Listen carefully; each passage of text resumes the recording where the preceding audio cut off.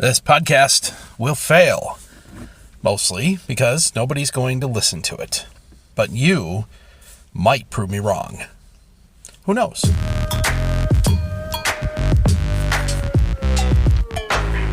And today is episode 25. This podcast will fail.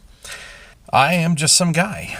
Who I am and where I am is pretty much irrelevant to the conversations that I come here to have, primarily with myself, but for anyone out there that mayhap stumbles upon this here recording.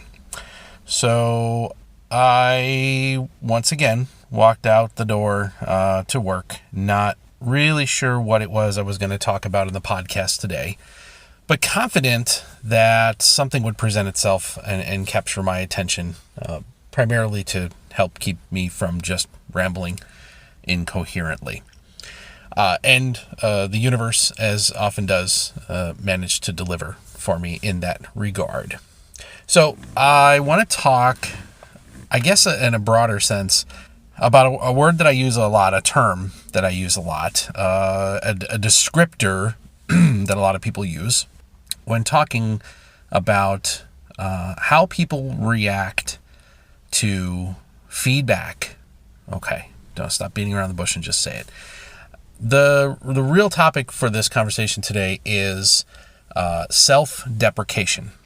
Okay, it is this idea of not really being very good at accepting any kind of praise or any kind of compliment, kind of making an automatic assumption that one is not nearly as good in one respect or another, as would be believed. All right, so it's kind of like putting yourself down, to put it in plain language. And for me, it has always been one of my default settings. I have always used some form or another of self-deprecation to conduct my day-to-day interactions with other people. It's just part of my nature to knock myself down a peg when somebody tries to compliment me. And I think a lot of people are like that. I think a lot of people do that as a normal matter of course. Plenty enough times I do it for the pure good-natured humor of it.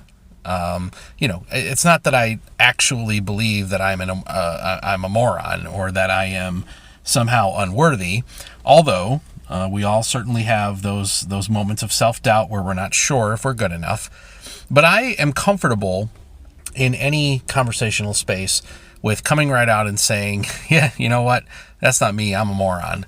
Or in the sense of a good-natured disagreement on something, well, yes, you're absolutely correct. I am an idiot. I don't know what I'm talking about. However, I'm going to continue with my point. In confrontational situations with customers, I've always worked in one customer service capacity or another, and these days I, for the longest time, have been a manager for customer service type people. But I've used that in interactions with customers as well. When someone gets mad enough at the company and they start throwing out, "You're an idiot" and F-bombs and "You're an a-hole," one of my default positions is to say, "Sir or ma'am, you are correct. I am an idiot. However, I'm still going to help you." It throws people off, right? People are not prepared to be shown any kind of deference or to have somebody admit or agree with them when they try to come down or insult someone. Okay, and that's part of it too. It is in some ways a very effective way for me to deflect the negativity in a situation, and I really don't care if somebody calls me a name. It doesn't bother me. It's hard to insult me. It really is. I have just a general when it comes to someone saying something to describe me as either stupid or an a-hole or whatever. It doesn't, okay, yeah, whatever, that's fine. I don't really mind. It doesn't hurt my pride, right? It doesn't damage my ego to have somebody think negatively of me. because I know that in most situations that comes from a place of emotion, right? And emotions can be raw, and people clearly don't often have very good control over their emotions. Okay, fine, right?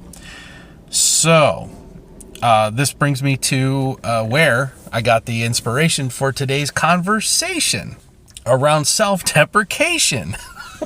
God, let's start doing that thing my daughter hates where I rhyme information deprecation, sublimation of the confirmation of my station in relation to this nation. I'm sorry, I shouldn't do that, but that's okay. You're not listening anyway, so if you are, hopefully you just got to chuckle and you'll keep listening, but I doubt it. Where was I? So what brought me to this discussion today? I have talked plenty enough times about a friend of mine, colleague, work colleague, who is aware of the existence of this podcast. He doesn't know the name of it. You might have heard this already if you've listened to other episodes, but he knows of the existence of this. Not told him the name or where to find it. And he and I have had a great working relationship. You could almost say a friendship over the last several years inside of work. We've never really hung out outside or anything like that. I'm not a hangout outside of work kind of person, and neither is he. But we've had a great working relationship. We respect each other a lot, and we made a hell of a team when he and I managed a whole department. We built a department from the ground up for our company and ran it to an amazing result. And then as it does, the world moved on. But he and I still talk regularly. We chit chat.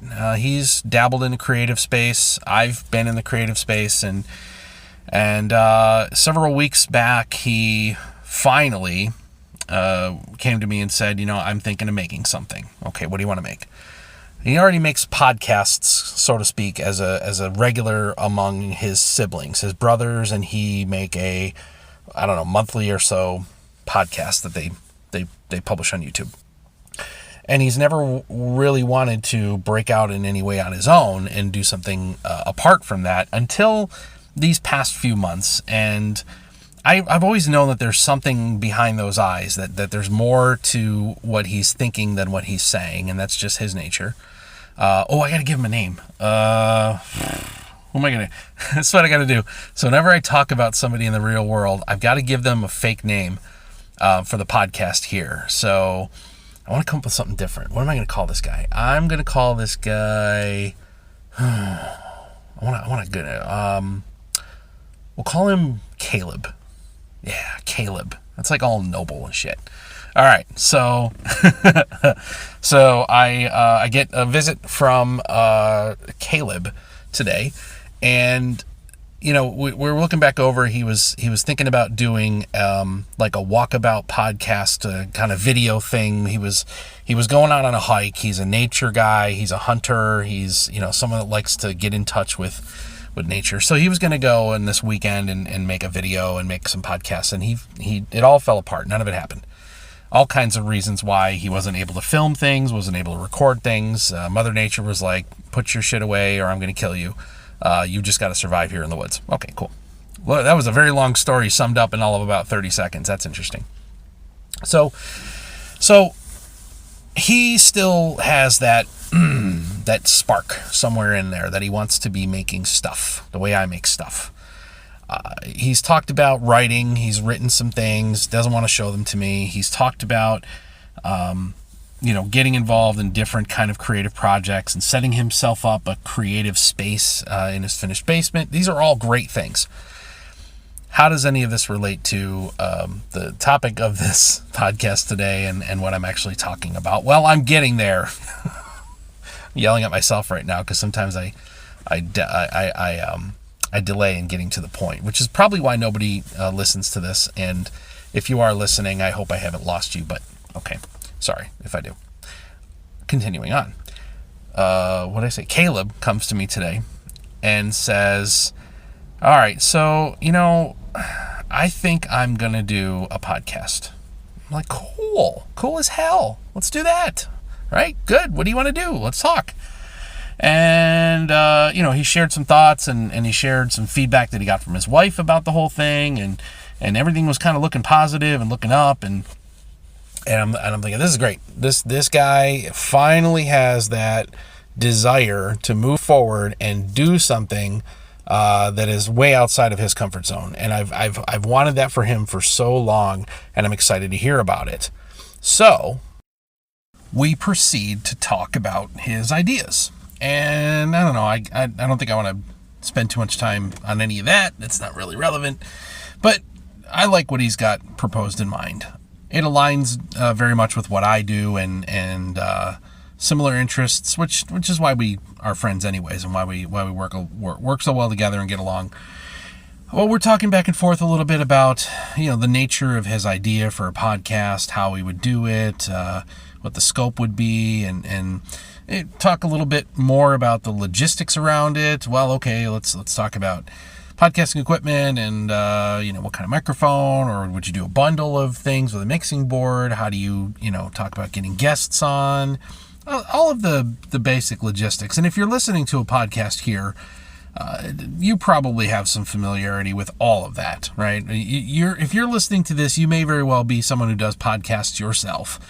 And you get what I'm talking about. It was a great conversation. So he says to me, the one thing I'm not sure about, and he says I put out some emails to people and some feelers. Hey, how would you feel about coming on my podcast and talking about this or that, the other? And I said absolutely. And you got to think about where are these people? Is this all just local? Are you having these folks over to your home? There is a pandemic right now. How are you accomplishing, this, that, the other? Okay, cool. We're talking about all that. Now, earlier in the conversation, because it's always like a trade-off. It's always a little bit of back and forth. He'll ask me what I'm up to, what are you working on, and I will return in kind, and what are you working on, and we'll talk about back and forth, right? And we'll compare notes on how our respective lives are going, and now, of course, how our creative lives are going. We'll share that information back and forth. Now, he had asked me earlier, well, you must have something. You must have some new iron in the fire, something you're thinking about. You've always got some new thing. And I says, you know what?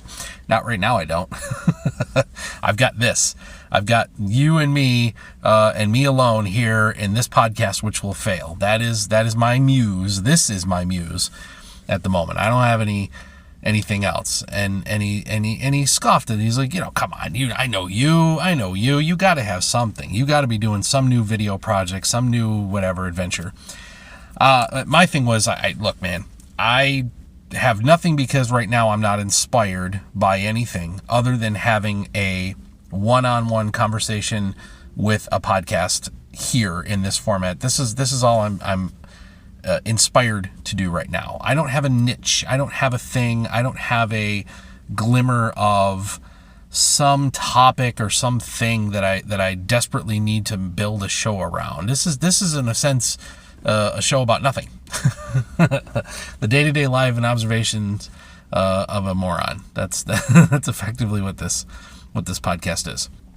So again, I should have prefaced that earlier in the conversation, but I bring it up now. So as we get that point where, okay, now logistics, and you could do this and you could do this, and now we talk about guests.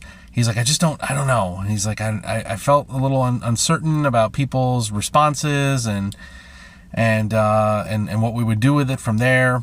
I said, well, I'm just going to be honest with you, pal, because I really am truly invested in this dude and his success. We're great friends in that respect.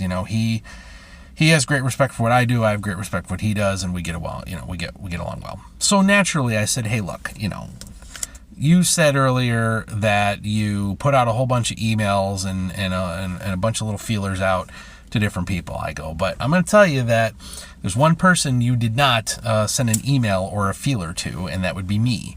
So here's the thing, right? This is that finally, after almost 15 minutes, finally I get to the point once again. Self-deprecation, right? There's a fine edge between feeling down on oneself and not seeing one's worth. right? There's that. And then there's also that feeling sort of unworthy in some sense or another. And then, of course, there's also that, hey, I want to play. I want to be involved. I want to be recognized. I want to be seen. Yeah, and from time to time, we all have that. And I don't think that I said that to him to express any kind of a, hey, what about me? Why would you forget? No, it wasn't any of that. It really, truly was that I could see that he was struggling with his concept and wasn't sure, on the execution. And I thought maybe I can help him out, right? It would be cool because I like working with this dude. And we work well together. So why wouldn't we work well together on this? So I said, hey, you didn't reach out to me. Here's where self-deprecation comes into play. And here, ultimately, is the title of this episode, that some people can't take a compliment, because I could not bear the thing he said to me next. He says, well, see, here's the thing. I can't work with you yet. Okay. I said, well, huh? He says, you occupy a particular place in my mind right now. Okay. I look at you as a mentor. What? Have you lost your mind, good sir? I look at you as a mentor, and I'm not ready to be at your level, or I can't remember exactly what he said, but I'm not ready to, I haven't earned it, I think is one of the things he said. He's like, I've got to work my way up to where you are. Who the bleep expletive bleep do you think I am? I am public enemy schmuck number one. I'm nobody. I'm nothing. Are you kidding me? And this is where that distinction between self-deprecation as a tool of humor, or self-deprecation potentially as a defense mechanism, but to truly have a moment of, you're nuts. I am not worth the status that you have just placed on me. No effing way should anybody look at me. I said, Johnny, you have backed the wrong horse. He's like, no, I have not. It's hard. Come on, man. No, there's a there's a mutual respect. There's camaraderie. We have a shared history of working together and succeeding together and becoming friends. But for this dude to say that he looks at me in this creative space as a mentor, that was tough to hear. That was really hard to hear, right? And age could play a piece of it. I think at one moment my brain went towards, well, yeah, because you're older than sin. You're gonna turn 45, and this kid just turned 30. So there's that. Maybe it's just that. But you know what? No. Because in the 3 years that, what's his name again? Oh, Caleb and I have worked together, we've always been equals. Age has never been something that played a factor between us. And because he's an old freaking soul. He is wise and learned beyond his 30 years. So that's, again, he and I get along well. So it was just tough. It was tough for me to acknowledge that someone that I have this level of a friendship with would turn to me, and go back and see season 1 and understand why I would say, would turn to me, someone who has been an abject failure in every creative project he's ever run. No, we already fixed that. But why he would look at me and see a mentor, I couldn't wrap my head around it. I really couldn't. And so I don't know. That's what inspired me today. I needed that moment of inspiration, and it was that moment of being taken aback by somebody paying me a compliment that I couldn't handle. And that's nuts. I would ask you to share. See, as a content creator, this is the moment when you ask somebody to share their experiences, but I haven't given you a way to do so. Sorry. I guess I'll just put it out there that I appreciate if you did listen all the way to the end of these 20 minutes. I doubt you did, but thank you nonetheless. And I will end it there. The challenge is still out there. Follow the trail of breadcrumbs and see if you can figure out who the hell I am. I do think it would be cool someday randomly to get a message from somebody saying, hey, I found you. Your podcast did not fail. That would be cool. But whatever. All right, that's it. I'm done. Thanks again for your time. Hope wherever you are, you're having a great day. And we'll talk to you next time. Have a good one.